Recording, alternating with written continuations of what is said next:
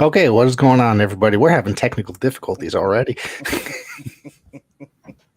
My mic muted during the introduction and did not want to come back. So, welcome everybody to the PWZ podcast. This is Rick Del Santo. Joining me, as always, on this Sunday evening is Showtime Marcel Williams. We've had an action-packed week of professional wrestling coming off the heels of WrestleMania 39. We haven't been back since Monday morning, I should say. So yeah, there's a lot to cover in this world of professional wrestling. So what's going on, Showtime? It's going, man. We are the post WrestleMania show, the after the week after. So we got a lot of news, a lot of big news that been coming out, both WWE, both AEW. Let's get to it. Let's start with Monday Night Raw. I guess we can go right there, seeing that is the first show after, and a lot of people have given their opinions on Monday Night Raw. One of them is that you can definitely tell that Vince was back in the chair on that episode.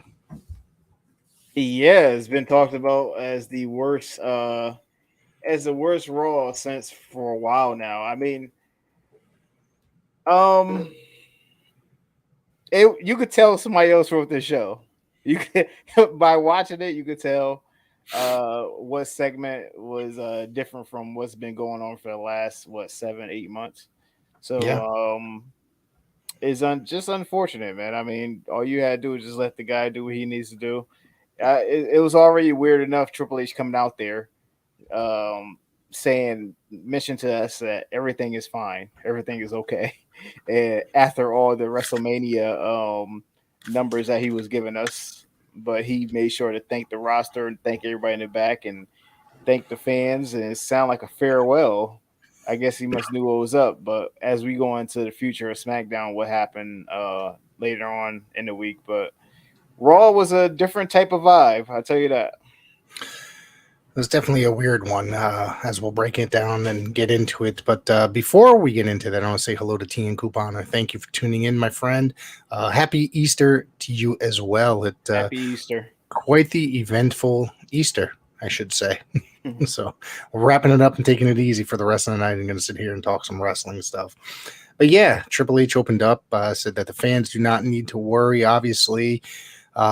News was breaking Sunday afternoon during WrestleMania that the company was merging with Endeavor, and an announcement would be made, or an official announcement would have been made as early as Monday, in which, when I woke up in the morning, it sure as hell was an announcement. Was official that WWE's merging with Endeavor, which is also the parent company of the UFC. So it's there's going to be, I mean, to me, a lot of people seem that scared about this, but I think that there's a lot of possibilities for stuff that could happen here. Yeah, we had Count Dracula pop up on our screen, and he talked about how this is a big deal between the UFC and WWE put together with Endeavor. Combined rate of value of $21 billion. So that's a big money deal, and I just know it's probably gonna be budget cuts in a few. It probably gonna be a few people get laid off, and what that means for WWE, because I mean, truthfully, everything gonna be run under Endeavor, and whatever new company that's gonna be acquiring WWE and UFC together as well. That is supposed to be made official coming this fall, I believe. Mm-hmm. And currently, I read that I believe it was either yesterday or today that WWE is now on a hiring freeze. Yes, they are. Yeah. Know what that means, right? Yeah, which means there's going to be, excuse me, the yearly round of layoffs are coming. It is April. It's usually post-Mania layoffs are coming. So we'll have to see what is going on and what's going to happen pretty soon in the next coming weeks. And of course, tune in here and we'll be covering that. Team Cooper says that UFC post press conference, a lot of WWE were asked, was it WWE questions were asked to Dana White? Yeah, it was. And Dana White said they were stupid questions. As we know, Dana White is not too fond of WWE like that. So, the funny thing is that him and what's his face, Vinnie Mac, have become buddies of sorts. They've collaborated here and there on here and there, yeah. Yeah, I mean Brock was still under UFC contract when he made his initial return to WWE. Yeah, I mean, truthfully, with Dana White talking about his WrestleMania tickets, they was trash tickets of Ronda Rousey's debut. There's been a lot of digs, but this is a big deal, man. I mean, UFC, they have made absolutely they have changed for the future when they went with Endeavor. They made a lot of money, a lot of things changed, but there's some negatives. You got UFC who don't really pay their fighters that much, and you can imagine how much they'll see what the stars of WWE make, and then they may have to do a cut for them. Yeah, Certain things like that. So office staff may be getting cut because maybe they want to collaborate and make sure they combine all the companies together where they coming out of one building. Even though WWE just built that big nice building in Stanford, now it doesn't even mean anything now because you never know whether they're gonna move them in another area. So, do you think that this could be a positive or a negative as far as WWE goes? Excuse me. um, all mergers don't really be that. Some of them be good, some of them don't. As we know with WCW, I mean the AOL Time Warner deal, that deal was trash. Even though WWE was one of the victims of this whole merger. And then there's a few other things like now with the Warner Brothers and Discovery deal. I mean, there's certain mergers that do work out, and then there's certain ones that don't work out. This one right here, I got a feeling will work out, but the thing is, I think it will work if Vince McMahon is still in the same position that he's in. If he's not in it, there's always going to be an issue with that. Well, there's been stories being told that it's going to be kept as two separate entities initially, or and Dana would continue to run UFC and Vince WWE. And Absolutely, I Vince believe is that. Vince will be a regular WWE employee of sorts. His definition is not, the title has not necessarily been defined entirely. But it just has the past year. Has it been a year? Has it been a year? It's been a year. Has the What for? past What? year been wiped out like entirely? You talking about the Triple H run? The Triple H era. Yeah.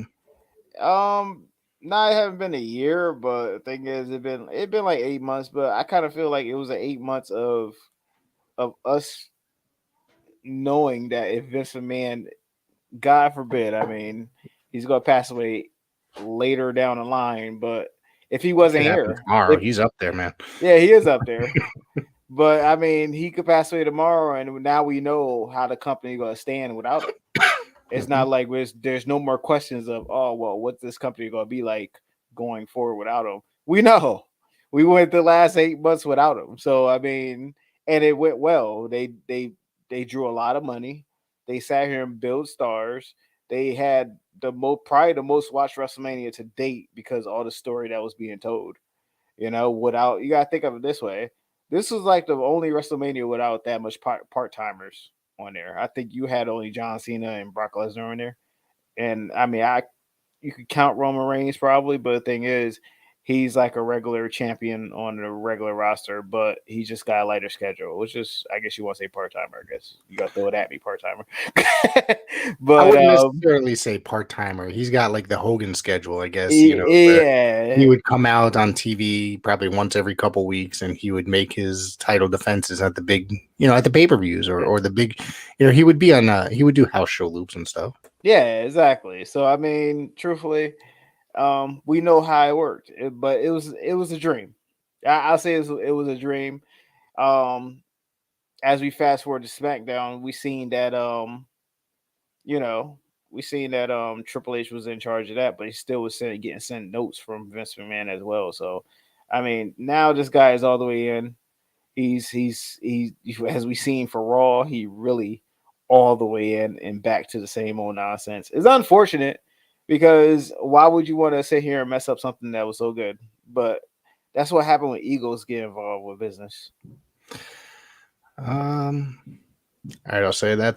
Thank you, Fogman. Happy Easter as well. Thank you for tuning in. Mm, Yeah, I mean, do you think that there's potential crossover as far as do you think that there's potential for, say, Forbidden Door type scenarios in this situation with Endeavor taking over? You still think it's going to be the same? It's gonna be the same. I mean, I seen WWE do a few crossovers, but they're not good with crossovers. They're not like Not. where AEW have crossovers with certain things. So, um, nah, I don't think it's a whole different world. It's like orange and apples. You got UFC, they got their own thing where it's not even sports entertainment. It's entertainment, but it's not sports entertainment. It's not wrestling. So it's never gonna click. It's never gonna click. Yep. And this is coming off the heels of, like you said, the most successful WrestleMania. And I'd have to say the Triple H WrestleMania, probably like I've said this all week, that I'm still in awe at the beginning to end at how great that weekend was for Yes. professional wrestling.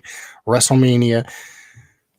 I've said that this is probably the best WrestleMania I've witnessed. So, um, there's it's just a lot to wrap your head around here.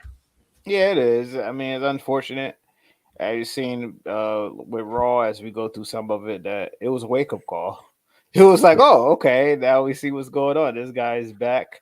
He's doing his thing. As we've seen rumors from Fightful and other websites that the script got torn up a lot of times Monday, and we have not heard that in months on top of months of ripped up scripts. So obviously is I guess it's business as normal now. It's different from what was it in like July? Right. So And in another non-finish ending to the show, which is typical Vince non-finish endings. yeah, the bait and switches. Yes. I did, and I will tell you this.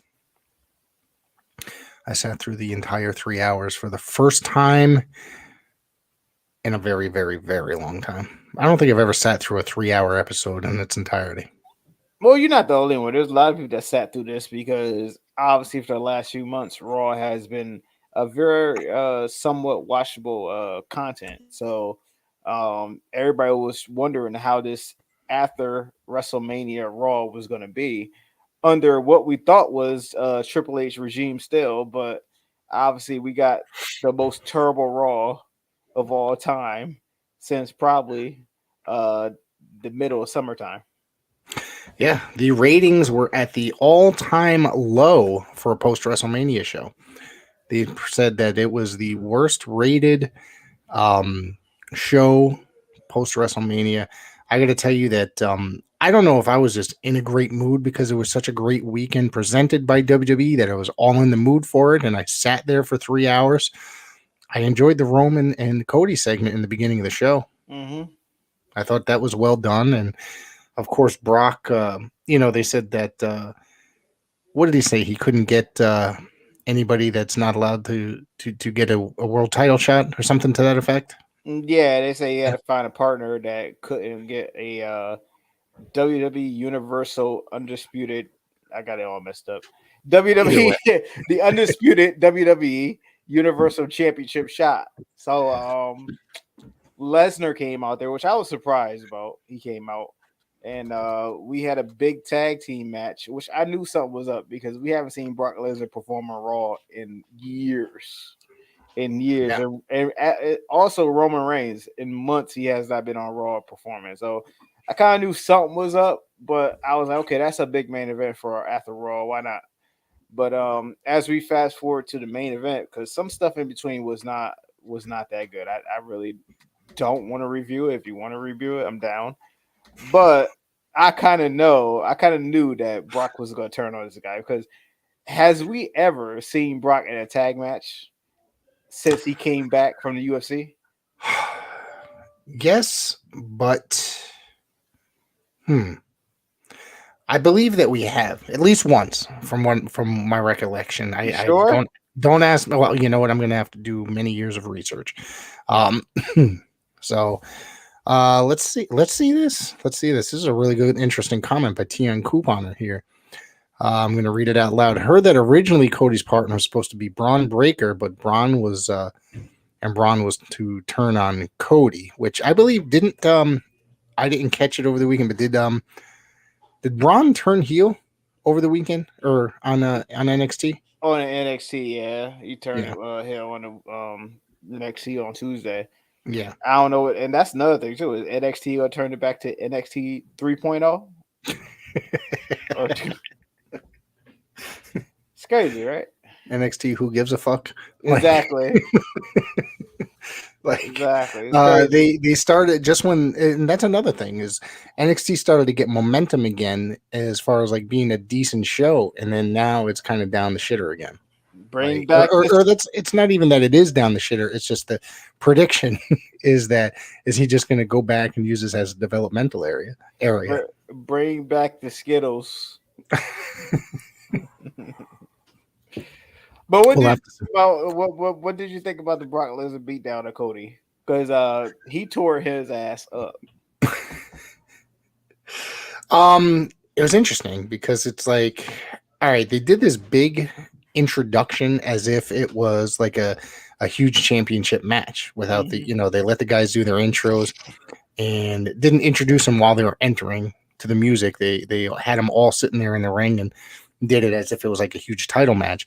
And then as a Cody was introduced and he went to turn around, that's when Brock grabbed him and F5'd him over and beat the living shit out of him. Mhm. Um, yeah, man, I haven't seen anything that brutal in quite some time.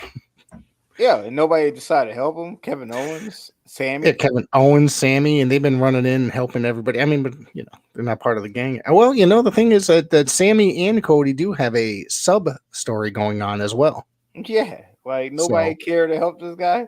right, right. Maybe Sammy and he was headed back to his hotel. I guess I don't know. Jesus, poor Cody. Yeah, Yeah, that was the thing that didn't make sense to me is that he is getting torn apart and basically killed, in that not one person came out to help him, and at least they could have sent people out and they got annihilated as well. yeah. They sent At him out least after he got torn up for the stairs. right. I'm like this dude, and then he came back and was about to tackle some more. Um, but going forward, I mean, truthfully, I mean, I look forward to this match between Cody and Brock. But do you think? I think Brock's going to beat him anyway. Brock going to beat him because the thing is, as I was watching something earlier today, throughout the whole Cody run from last year, he really never suffered anything where it was in defeat or a redemption story type deal. I mean, he got injured and then he came back for the Rumble, won the Rumble, and then it's been a good journey for him. I kind of think Yes. this is going to be like one of those he's these roadblocks where Lesnar go destroy him, and then hopefully he beat Lesnar after that, and then he don't have to go after Roman Reigns. It could be somebody else. You keep on throwing roadblock at the roadblock. You know what I'm saying? And then all of a sudden we're back at the rematch probably for next year. Do you think that it would be smart if Cody went over Brock? Do you think it would be realistic? I don't think it's realistic enough, to be honest with you. The only thing that I could think of was that, to put it that way, is that Brock is an aging star. You know what I mean? And that's the only way they can put it in the storyline if Cody was able to beat him. But Brock is still a monster. He's still a monster, and I don't know. I think he it you obviously remember the John Cena Brock Lesnar match from SummerSlam, right? Yes. Yep. All right, Brock so killed him too. he murdered him. So I'm thinking that this will be the same go around where it be the same type of deal, but Cody is storyteller too, so this gonna be kind of interesting whether Brock will come show up for work or not, or just beat this guy ass for like a good 2 minutes and just end it. So Interesting. It's something that we're going to have to look forward to. It's going to be something interesting that I guess tomorrow night. This by the time some people hear this, it'll be tonight. If you're listening to the audio version, that he will be Cody will be making an announcement on Monday Night Raw. yeah, he says his future for his future in WWE, and then he thanked a few people along the journey that he went through at WrestleMania. I don't know, man. I think he's probably gonna think about it and then challenge Brock. Hopefully, he don't do one of these almost cry promos. I like Cody, but he always doing these almost cry promos, and you know what I'm talking about too. Yeah, The mouth quiver, the mouth shaking, and he does the eyes watering up. Backlash is supposed to have Cody versus Brock, then Money in the Bank, Brock and Reigns team up versus Cody and a mystery partner. That is an interesting take here. Now, one of the things that I was thinking of, thank you, T and Coupon, for bringing that up, that that there was going to be a reuniting of Brock with Paul Heyman, and that is he basically, until we find that out, which we haven't yet, that Paul paid Heyman to take out Cody. That was my other theory. Which, I mean, hopefully, yeah, that would make sense, so he could Yes. stay away from Roman. But Brock and Heyman have a very long history with each other. yeah, it would make sense. I mean, Brock can't get no title shot no time soon unless Roman Reigns ain't the champion. So, I mean, that's another thing too. If Brock beats Cody down the line when Cody does win it, you always can rewind that back to Brock versus Cody and Cody beat him. So it's a lot of story that can be told. If Cody's gonna have a mystery partner, who would that partner be? Do you think? At this point, at a hiring freeze, I truthfully can't even answer on that. I cannot answer that. Yeah, but that does not mean that they won't bring in somebody for one night. True that. But who would we have team with Cody? Like the only thing that I could inside think the of, roster. well, not even inside the roster. The only thing I can think of is his brother's contract up? Will he be willing to come back for one match just to end his career? But with WWE, I wouldn't even think they would even book the. You don't think they would toy that idea? Nah, they wouldn't toy that idea. Even if they did, they would do it as a squash anyway, just because. Okay. What about? We're gonna move on here. And let's see. Of course, it was the Rey Mysterio segment. I'm skipping around a little bit. Okay. No, you're good because that was the only two things that even mattered on Monday. Well, pretty much. The the Rey Mysterio segment. He comes out, talks about Dom, yada yada yada, all that crap. Austin Theory comes out, and he ends up laying out a challenge. They end up having a non-title match, and Austin Theory defeats Mysterio in just under 10 minutes. Now, my thing is, Ray had a lot of great momentum going in last night, as did from the night before, as did Austin Theory. And I just thought that this was a relatively easy win for Austin Theory going against Rey Mysterio. Yeah, they didn't even have to book this match either. They could have waited till later. Right. I mean, but I guess they had to do something to set this angle up. And obviously, we've seen Damian Priest destroy Bad Bunny. He didn't want to do it because, they was friends from last year. Right. Actually, the year before. And, he destroyed him. So now we set up for PR for Backlash. Should be a tag team match we looking at right now? From what I understand, from what I understand, it's supposed to be Bad Bunny and Damian Priest. I don't know if it's going to be a tag match or not, but I don't know if anything's been confirmed yet. I didn't, I mean, Bad Bunny was able to hold his own a couple times in there. That was a tag match, man. Tag match and a battle royal. Okay, all right, I'll give you that. All right, I'll give you that. Like, this is like a whole singles match for this guy. I think it would be better if it be a just tag team match with all the bells and whistles. Okay. Not saying they can't hold his own, I was saying. That makes more sense. That does make sense. Of course, I think that we really don't need to get much more into Monday Night Raw. Of course, I do want to say one thing. I felt bad for Elias. I don't feel bad for Elias. No, Nah, he got I killed I by don't want Omos. people. I don't want people to lose their job, but he got to go. I hate to say it. There was a time that I wouldn't say I liked him, but I was entertained by him. I thought that he was kind of comical in a way and useful. But since the Elias has returned to WWE, it's just, oh man, it's just, it's like Rene Goulet City or something like that. I'm glad he deserve it. Yeah, yeah. There's a few people that just don't need to be on a roster, and he's one of them. Just like Rick Boobs. Boobs. Is it Boobs or Boogs? I think it's Boogs with a G. Future Endeavored. That's the name. Some of these guys, these mid carders, and I don't want to rip on anybody saying necessarily bad thing, but about people but him and Madcap Moss, like if they had a better gimmick, they might be more useful. Especially, I think Madcap Moss.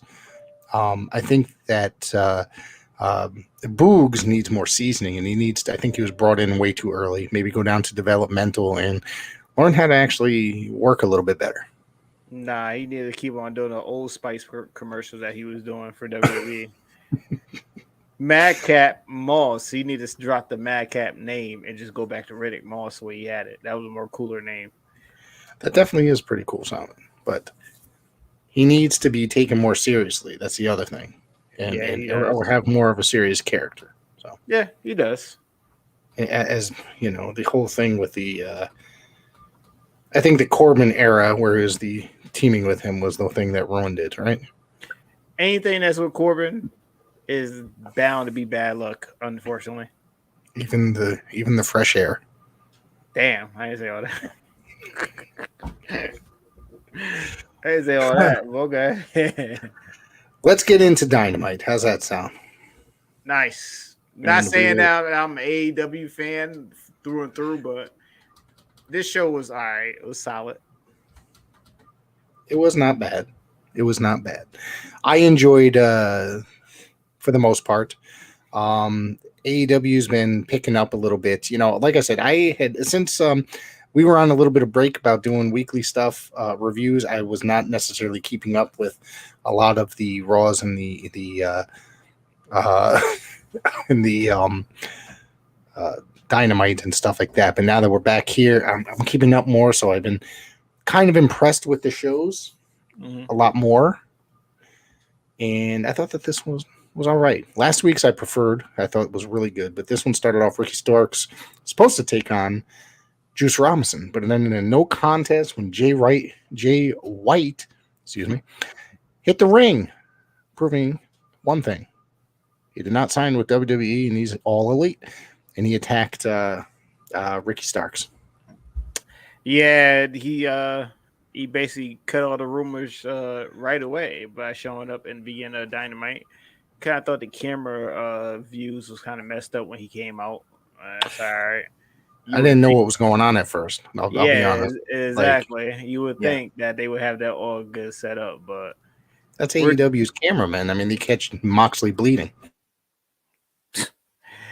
I mean, it's to the point now. It was almost 5 years. 4 years? This company been in business, and you should have all your camera views in order when you know somebody debuting. But I mean, I don't even know. It's to that point now.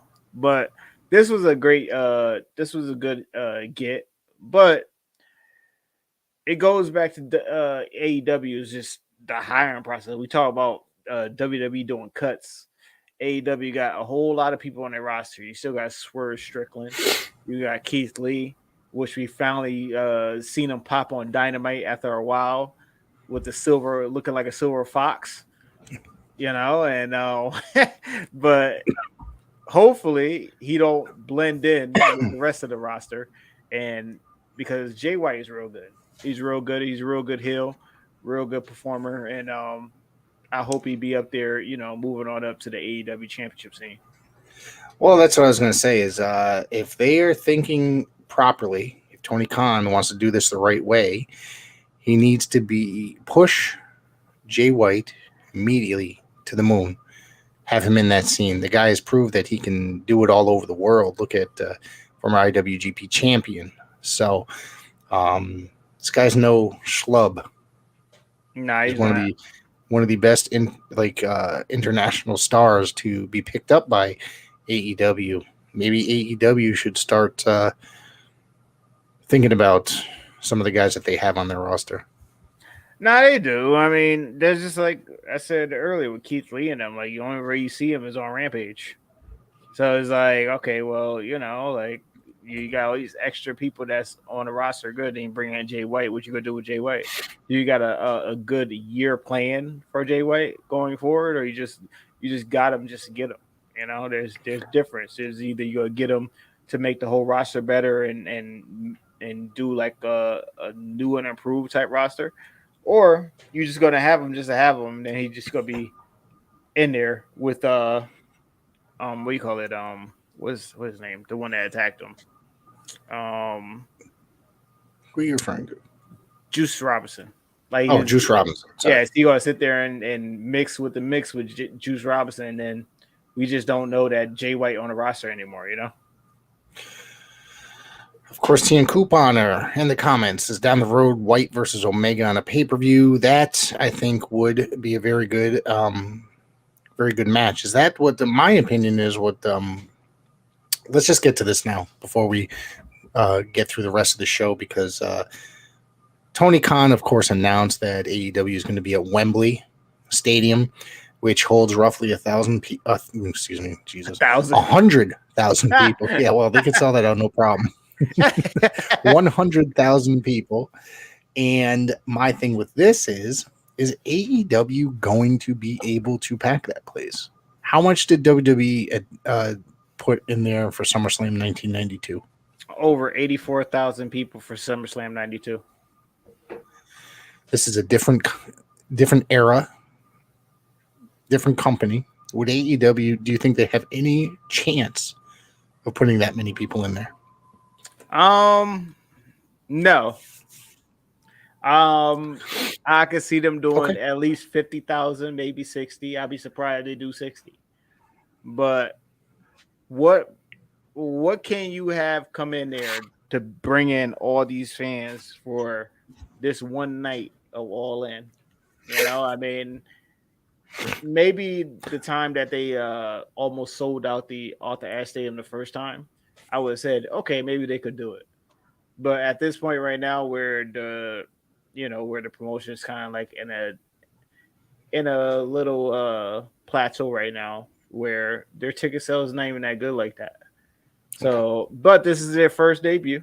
I give you the pros. This is their first debut in UK. UK is basically AEW top wrestling promotion on TV in the UK. Yep. So August 27th, we're gonna see whether they're gonna either do 60,000 or they're not gonna do 90,000 or 80,000. I'm just gonna put it out there right now. I know anybody tell people just try and put in this hope that they're gonna do that, they're not gonna do that. As you said, AEW is the top promotion in the UK currently. They have better television than the WWE it does over there. Mm-hmm. The only way that I feel that they can break 50,000, they could have a lot of international talent that is UK based. Okay. Yes. All right. UK based. If they have guys such as, obviously there's somebody like Will Ospreay, I think is very important to being on that show. Mm-hmm. Okay.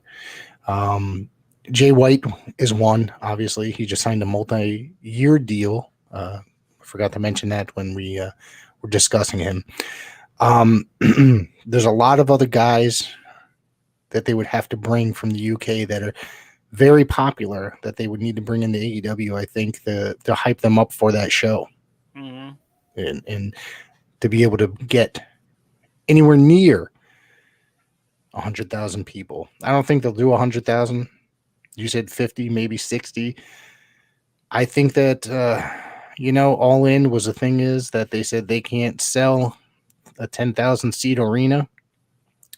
There's a big difference between 10,000 and 100,000. Yes, it Okay, is. a huge difference. So this is another good question by Tian Couponer. What big name should AEW bring in for one night? Who can they bring in? I don't even know. I have no idea. That's I a mean, of lot of course, seats, Joe. yeah, That's of a course, lot of there's rumors now. I don't want to sound like some jackass, but there's rumors that Drew McIntyre is unhappy in his WWE contract currently. But that won't sell 90,000 either. I don't think it'll sell. I mean, That won't sell do people 90,000. want to pay to see Drew Galloway headline, or do they want to see Drew McIntyre? Exactly. You catch my difference here? You catch my what I'm saying here? I don't think, and if those even rumors, or if there's any truth to those rumors, which I'm not necessarily believing to begin with, we'll believe it when we see it. That's the other thing. We'll know what's up when we see the first week of ticket sales, which is coming up in a week, I think, right? I think. Yeah. We'll The pre-sale is where we will know the difference. That if there's any kind of potential for it to sell out. Yeah, but this is a big news. It's not. I'm not going to poo-poo on it and say it's not. It is big news that AEW is going to UK and doing Wembley Stadium, legendary stadium that that hosted Queen, that hosted Tina Turner and the Rolling Stones. Yeah, like this is a big deal. So hopefully they could follow through. This is the legit biggest AEW event after the first Arthur Ashe Stadium show. This is literally going to be the biggest event of all AEW. Do you fear for AEW at all in this adventure? Like, how if they fail miserably, how would they come back from this, or can they come back from it if they fail miserably? I don't think they come back from this. I mean, this is all or nothing. I mean, like all the other stuff that they be having in Double or Nothing or All Out. This is it right here. They should make a pay-per-view called This Is It. This is it. Our last chance. Yeah, our last chance. If you can't fill up the stadium after you done booked it, this is it right here.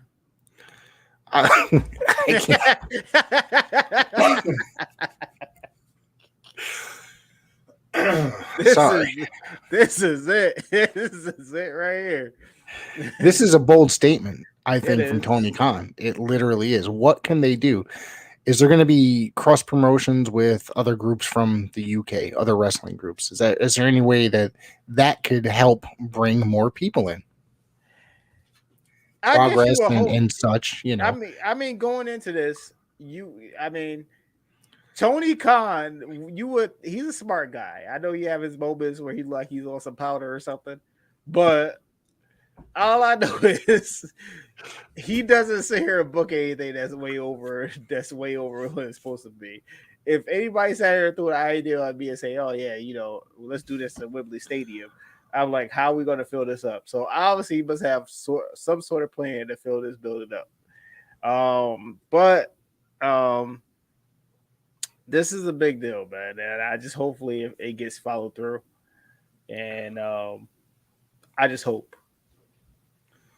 Yeah, check your tweets, guys. What should I be having here? Let's see. So what else we got here? We had. Should I go through the matches, or yeah, we can. We'll do a quick one. So the next one is that we had. Oh, okay. Hang on. Thank you, Team Couponer, for sending this along. It says AEW racks up huge numbers for all-in Wembley pre-sale signups. AEW, this is from Ringside News. AEW has gone through numerous changes over the past few years since its debut in 2019. The company also has significant growth in other ways as well, including the fact that they will hold the next all-in event on Wembley Stadium this year. Seems the pre-sale signups for the upcoming event are showing a lot of promise. Let's see. Okay, this is certainly the major move by the company. Sorry, I'm reading this exact. So as the London Stadium holds up to 90,000 fans. Okay, so it was off by 10,000. The last time wrestling show was held there was 1992. for WWE SummerSlam, which held 80,000 in attendance. Okay, so Wrestling Observer, Dave Meltzer reported that the pre-sale registration for the show had generated 25,000. Okay, this is obviously a very good sign for the promotion. Yada yada yada. So we're gonna have to keep our eye on that, and we'll be bringing that news to you. So 25,000, but it's also, let's see, in August. And when did tickets go on sale? This week, you said? This week, yeah. So I'm going to, okay. Thank you for sending that along, T and Couponer. Truly appreciate it. Yeah. So as we were discussing that's something very big. Seriously. 25,000 though. How many of those 25,000 are really actually going to buy tickets? Exactly. Exactly. And 25,000 is not a lot. I'm just going to put it out there.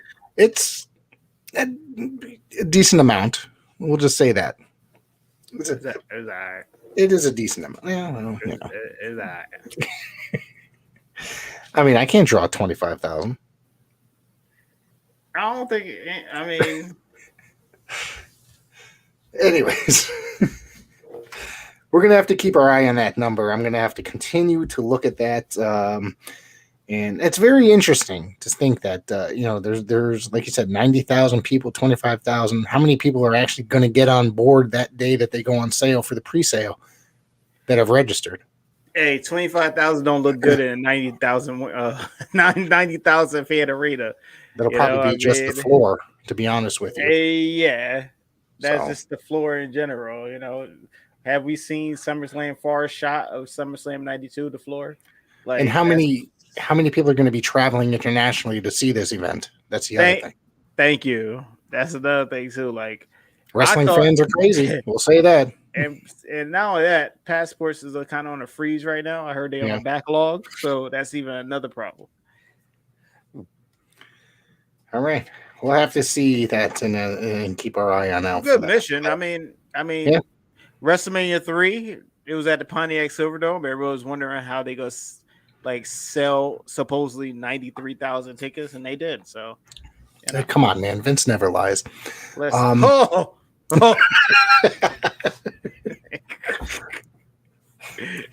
could write a whole book on just that line. All right, let's get back to AEW. House of Black, Malachi Black, Brody King, and Buddy Matthews. They defeated the best friends of Chuck Taylor, Trent Beretta, and the AEW International former All-Atlantic champion, Orange Cassidy. This was a solid trios match. Yeah. I got to tell you that Orange Cassidy is growing on me more and more. I'm glad. As time goes on. He's not the dick I thought he was. Maybe that's the wrong term, but I did find him quite annoying, his gimmick, for many years. And now I think it was that match with Will Ospreay last year that turned me around. It brought you in? It brought me in completely. Okay. That match was, as the kids say, fire. I don't think they say that anymore. No? Shit, I'm out. I knew I was outdated, but that outdated. Yeah, you're outdated. Damn. I know I'm old. I'll ask my son. He'll let me know. Oh yeah, we both got kids. I should keep up on this stuff. Yeah, so. That's how we keep up. Yeah. My kids don't pay attention to me. And then watch. Then our kids go be asking their kids how to keep up. I mean, my kid stays upstairs playing video games the whole time. He doesn't come down to talk to us at all. Unless he wants like a cheeseburger or some shit. Welcome to the club. Yeah. Kids, welcome. Jeez. Jamie Hayter defeated Riho to defend the AEW Women's Championship. Good to see Riho back on TV. When she first... Yeah, it was very good. She was very important to the women's division at the beginning of AEW. It's good to see her come in and get a title shot for the title that she once held. It's a very good match. Mm-hmm. That's it. Nothing else. Damn, right. Really? Damn. Put you on the spot? Yeah, you did. Damn. So this right here has to be my favorite segment of the entire evening. It's MJF Day in Long Island. The The mayor came out, presented him with a key to the city. MJF came out and sang with like a big band, like jazz band and stuff like that. I thought this was phenomenal. This was, I'm not allowed to use the term fire apparently. So it was amazing, dude. This was amazing. I thoroughly enjoyed this. I thought that he was well done. MJF that proves here that he is very, he's not just one dimensional. He's very, multi-dimensional. He can do it all within this business, professional wrestling. And he can entertain. So if he was to go to that sports entertainment company, he's all about it. He knows what he's doing. He got that. And then, of course, the other guy that was sitting there as part of the band with the mask took his mask off, and it's Jungle Jack Perry. Lays in the attack. I thought this was a great segment. Nah, it was a good segment. Keep on continuing with the 4 pillars of everybody wanted a title shot from MJF. I enjoyed the segment. It was very entertaining. Yeah, I thought it was really great. Yeah. Let's see. Where did we go from here? So I got it right here. Hang on. Gotta scroll down. Sammy Guevara defeated Commander. I didn't particularly care for this one much. I mean, it was Sammy Guevara. Sammy Guevara. He's good. He's Sammy Guevara. He's gotten on my nerves. It's like, does he have X-Pac heat, do you think? Yeah, I think it's Yeah. You think it's coming? You don't think it's already there? I think it's not there yet, but it's almost there.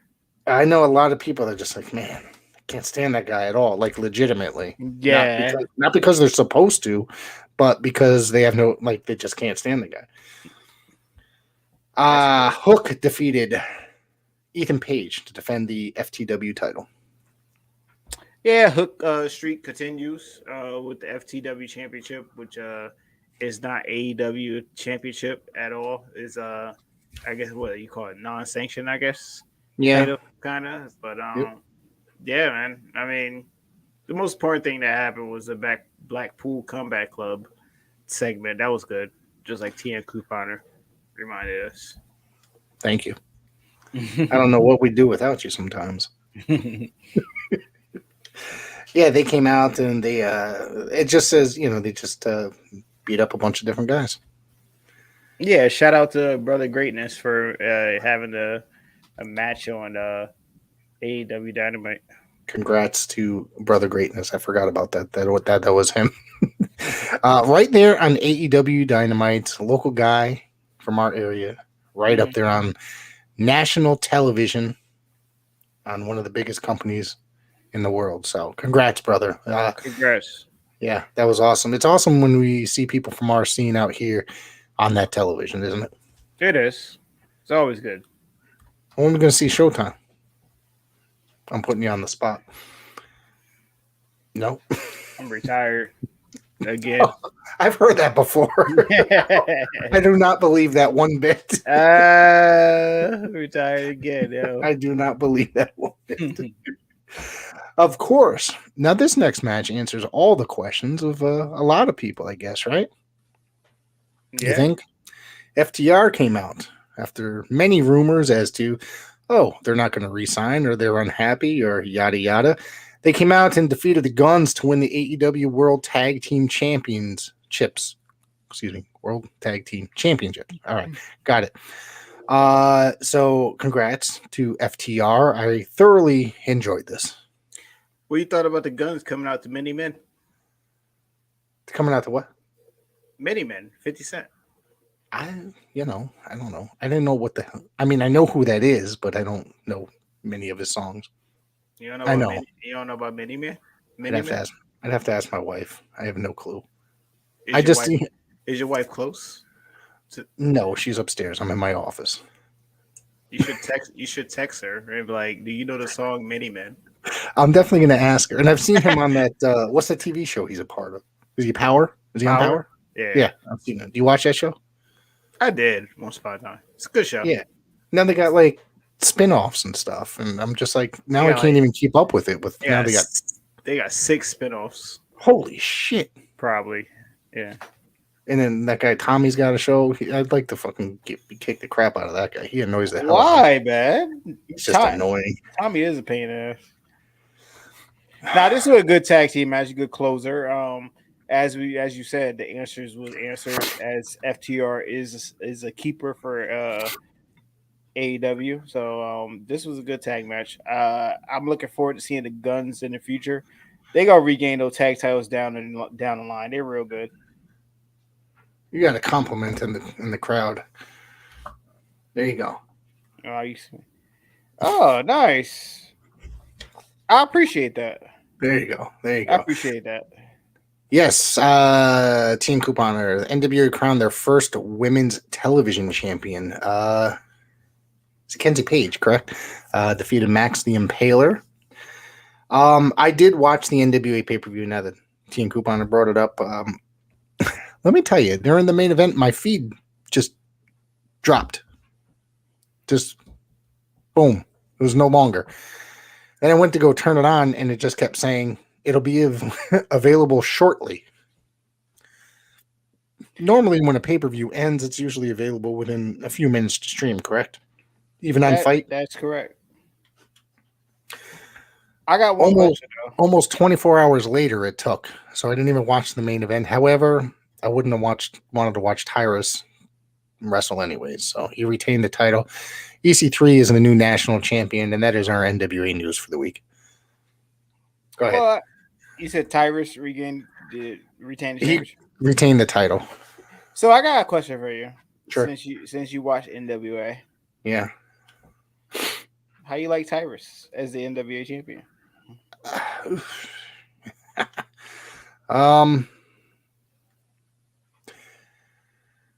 He's grown on me. Okay. Okay. I don't like his political beliefs, and that really gets to me. Okay. He's kind of just a dick when it comes to them. Mm-hmm. Him as NWA champion, I don't think he fits the I mean, I guess he does fit the history. Obviously, they made him, but he doesn't fit the typical NWA World Champion. He doesn't carry it the same way, say, like a guy like Ric Flair or even Nick Aldis or a Terry Funk or Dory Funk or Jack Briscoe would.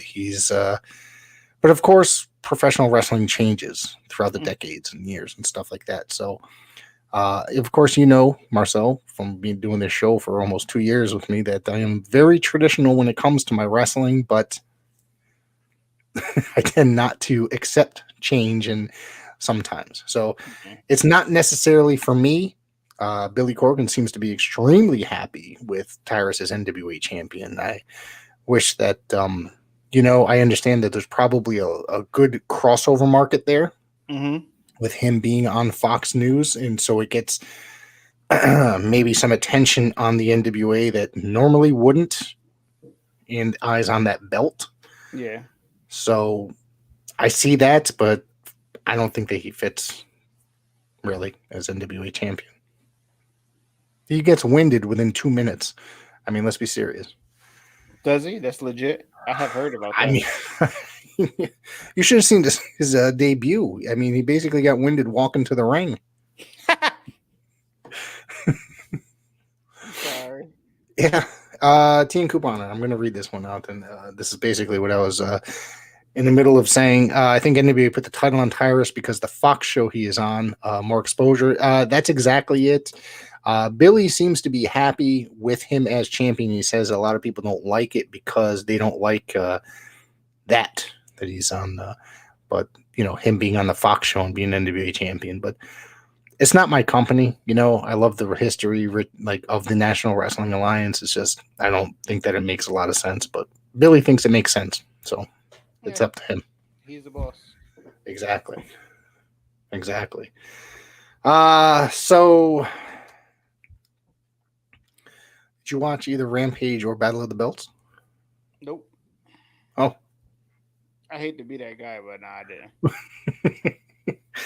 I didn't watch it either. I did not watch it either. I didn't watch it. It was I have given up on Rampage a lot. I mean, Rampage was hot once upon a time, and then all of a sudden started falling off. The problem is what happened was they when Rampage first started, they started building Rampage more better than Dynamite. I don't know whether because it's just somebody can't micromanage or what, but they lost some steam from Rampage. So It lost a lot of steam from Rampage. It has the potential, like the matches themselves that are listed could be the best matches in the world. mm-hmm. However, for some reason, they're just that and the continuation of storylines not delivered. It's just not delivering properly. There's something that's not happening. Maybe because the majority of the time, now not every time, obviously, there's a lot of times they film it after Dynamite. Maybe the crowd's just too damn tired to even give a Mm-hmm. shit. But a lot of times they also film it separately because now they're doing Ring of Honor at the same tapings. Yeah, they doing something different, which is fine. I mean, if somebody want to be buying Ring of Honor tickets with Rampage, that's a good plus. I know I got Yeah, annoyed a few times because when I went to the first Arthur Ashe show, obviously they had the Dark Elevation, then they had the live Dynamite, and then they wanted to do Rampage after that, which was another 2 hours. So it is a lot. I mean, just put Rampage in a smaller arena and just put Dynamite in a regular arena like you usually do. It just they could film it's it at, what are they filming at? Universal Studios, Elevation, right? they do the dark. Nah, they do the dark for Universal Okay, and the ROH tapings. They do a dark elevation for Dynamite in the big okay. arenas. So, like, why don't they just add that there to that in a You way? It you could, would think, it could be like, you remember WCW Saturday Night? It was in a much smaller arena. yeah, it And was. it was meant for like developmental in a way. But if they put more care into it and did it in a small arena, the fans could actually care. I mean, they could do something last Friday. I mean, they did the Keith Lee and Chris Jericho thing, trying to push something for next week. They could have did it on Dynamite. Yeah, Just made a big match for Dynamite, but I mean for Rampage, correction, Rampage. But it's just Rampage is kind of a dead show right now, which I yeah, kind of knew it was going to happen that way, but it ended up being a dead show. right, right. Before we get into SmackDown, just want to mention that ECW legend Sabu, he's doing better after suffering a serious medical injury. I guess at the Squared Circle Expo that was announced on Saturday, that Sabu, real name Terry Brunk, will not be. Was that this past Saturday? Premiering remainder of the convention due to having serious medical emergency while at the show on the show floor. Sabu was taken to the hospital after the medical emergency. Mhm. Details have not been announced as of yet. So, but he is doing better than whatever happened. So we'll have to keep our eyes on that and see what happens there. Indeed. Indeed. Best wishes to him too. Yeah, he's uh he's a badass. Yep. Yeah, he All is. right. Yeah. Dangerous individual. Well, it's probably catching up to him a little bit. Yeah, Running in. trust Yeah. me, it always does. It always does. I remember as a kid watching, not even a kid, as a teenager watching him in Benoit in ECW, and literally within in the matter of seconds, Benoit threw him over his back, over his head, and literally landed on his neck. And I was literally remember watching that live and cringing about the bend of his neck when he broke his neck. Hmm. Dangerous. Very, very, very, very. So, what do you think about SmackDown? You want to get into this, or Oh, yeah, some of it. I mean, the biggest story was Sami Zayn and Kevin Owens being the tag team champions after WrestleMania, but Kevin Owens got attacked by Solo Sikoa. yep, And but the thing is, I guess Paul Heyman gave Jay Uso an ultimatum, saying handle the Sami Zayn problem, and then he let Solo know either he handles the Sami Zayn problem or Solo and they handle our problem.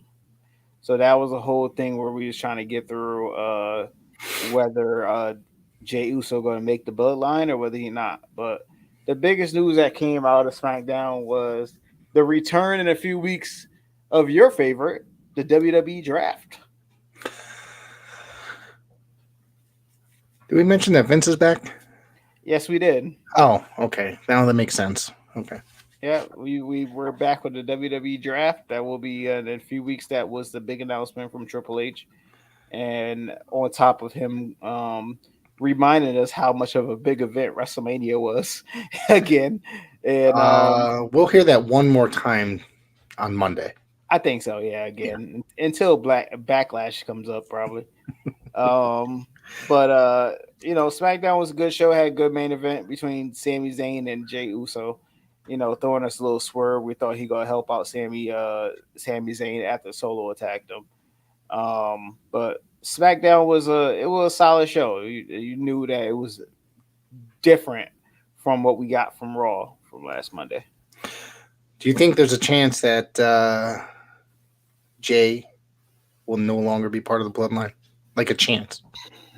Yeah, later on down the line, probably like at the end of the year, or maybe through WrestleMania, probably You think next he'll year. be? You think he'll align himself with Sami Zayn and Kevin Owens? I don't think he'll align himself, but I think he'll be like by himself, finally coming to fruition. Which you should already know that Roman Reigns is not for them. He's Yes. always for himself. Obviously, you see the Usos never got help for their tag team championship match for No. night one. They never get help in general, but he always needs their help, and that's why he kept the championship so long. The story is being told of why Roman Reigns has been champion over 1,000 days. Is already being told. He needs the Usos' help or solo help. Yeah. Yeah. That's pretty much it. Is there anything else you want to throw out there today? No, just stay tuned for PWZ as Rick Del Santos got more interviews and coming up, and then I'll be here next weekend to talk about the whole week in a review. Hopefully, Raw will be much better this time. We shall see. You You'll know, find out on Sunday. we'll find out on Sunday. Vince don't have to go to an Eagles concert, so Yeah. hopefully we see something new, and we just review the whole week again. Don't forget to check out the interview coming out tomorrow. It is with PAPW Commissioner Sergeant Murray, actually. And it's not even an interview. We talk about the world of professional wrestling and the world of Paradise Alley Pro Wrestling. Have not talked some Paradise Alley Pro Wrestling in quite some time on the show. And they do have a show coming up on the 22nd of, what month are we in? April. Can you please say that name one more time? Turmoil in Paradise. That's right. Okay. And you can get their tickets online at ParadiseAlleyProWrestling.com. And they do have a new, you ready for this? Pro Wrestling Tee store. Go check it out. That's great. Check it out. Go check it out. There is many more interviews coming up next Monday. I want everybody to tune in because there is a very special interview coming up that I will be speaking with legendary promoter this week, Mario Savoldi. I am extremely looking forward to this. I think it's going to be a great interview. I think it's going to be fun talking about him promoting the International Championship Wrestling and his association with the WWF and many other organizations. On top of that, there's a NutriSex interview coming. There's so many interviews. I have about 6 interviews sitting, waiting to drop in the queue. So sit there, wait. Every Monday, you will see them. Thank you, everybody, for tuning in. Don't forget to like us on all social media platforms. Have a great day.